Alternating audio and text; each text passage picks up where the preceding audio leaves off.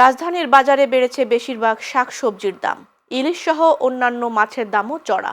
আগের বাড়তি দাম স্থিতিশীল রয়েছে চালের বাজারে, তবে কমেছে ব্রয়লার মুরগির দাম। আজ রাজধানীর নয়া বাজার ও কারওয়ান বাজার সহ আশপাশের বেশ কয়েকটি বাজার ঘুরে এ চিত্র দেখা যায়।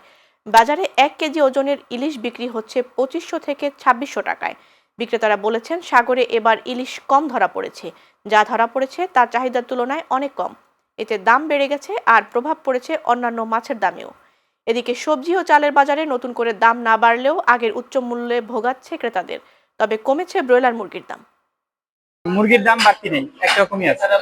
এখন তো মালের সিজন না, জাপানে তো বেশি আমি মনে করি তুলনামূলক ভাবে যে কারণ বাজার বা অন্যান্য বাজারের তুলনায় এখানে বাজারের রেটটা একটু বেশি। কারণ বাজারে যে মাছ 150 টাকা, এই মাছ এই বাজারে 450 টাকা। 300 টাকা 320 টাকা আনতাম, 360 70 80 এরকম বিক্রি করতাম। ঠিক আছে, অল্প সীমিত লাভ হইলে আমাকে যথেষ্ট হয়ে যেত। কিন্তু এখন বর্তমানে 400 টাকার উপরে আমাকে কেনা লাগতেছে, 400 টাকা 430 টাকা কেনা লাগতেছে সেই একই মাছ। আমরা বিক্রি করবো কত ভাই?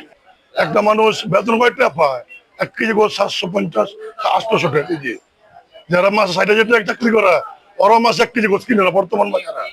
বাজার মনিটরিংটা আরো শক্তিশালী করা দরকার এবং বাজারের দাম রেটগুলো নির্ধারণ করে দেওয়া দরকার এবং সেগুলো ঠিকমতো মনিটর করা দরকার।